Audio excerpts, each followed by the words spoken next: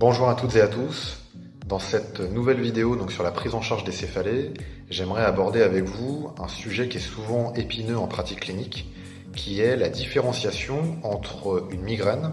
et une céphalée cervicogénique. Habituellement, ce qu'on entend le plus souvent, c'est de se dire que la migraine, évidemment,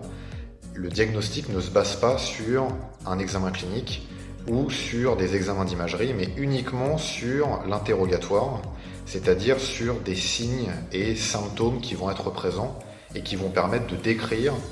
le mal de tête présent avec les symptômes associés. Les critères diagnostiques de la migraine, qui se basent le plus souvent sur la classification internationale des céphalées, qui est donc le document de référence qui rassemble tous les critères diagnostiques qui permettent d'aider le clinicien à identifier le bon diagnostic, ou en tout cas le plus approprié chez un patient qui présente des céphalées. Pour la migraine, c'est une céphalée, c'est-à-dire un mal de tête qui va durer de quelques heures, souvent entre 4 et 5 heures, jusqu'à 72 heures, sans traitement évidemment, sinon ça viendrait biaiser ce critère-là,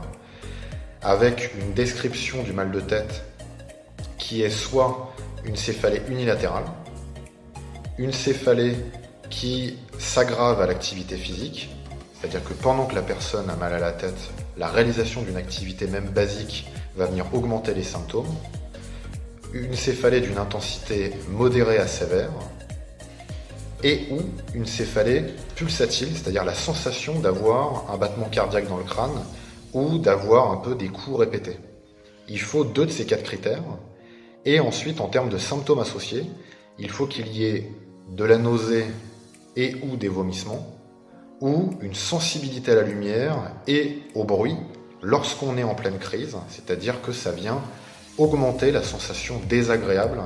de la céphalée lorsqu'on est soumis à une lumière intense, une lumière modérée, ainsi que des bruits.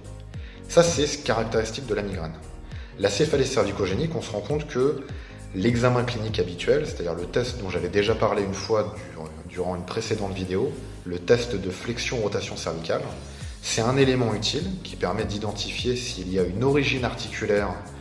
qui viendrait entraîner une douleur référée dans le crâne, mais on se rend compte que c'est pas suffisant parce qu'on peut retrouver des tests de flexion-rotation cervicale positifs chez des migraineux. Donc on doit aussi avoir d'autres caractéristiques, et ce qui va nous intéresser sur la céphalée cervicogénique, c'est que le plus souvent la céphalée, elle est aussi unilatérale, mais elle a un point de départ cervico-occipital et va irradier vers l'avant, tandis que la migraine pourrait être soit à bascule ou soit point de départ frontal et partir vers l'arrière. L'autre élément, c'est que la céphalée cervicogénique ne change quasiment jamais de côté, et toujours du même côté, si elle est unilatérale évidemment.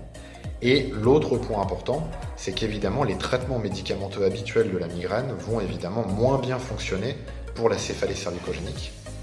Et la dernière caractéristique qui permet de différencier ces 2 pathologies, c'est la présence d'un déficit musculaire, beaucoup plus fréquemment présent chez les patients qui ont des céphalées cervicogéniques, comparativement à ceux qui ont de la migraine. Tous les symptômes type nausée, vomissement, sensibilité à la lumière, au bruit, sont beaucoup moins fréquemment retrouvés dans la céphalée cervicogénique, mais ça peut arriver, c'est des symptômes inconstants, mais par contre qu'on retrouve très fréquemment dans la migraine. Tout ça est appuyé par un article, une revue systématique qui est parue en 2021, que vous avez en dessous de la vidéo et que je vous invite à lire si vous voulez aller plus loin. Je vous souhaite une bonne journée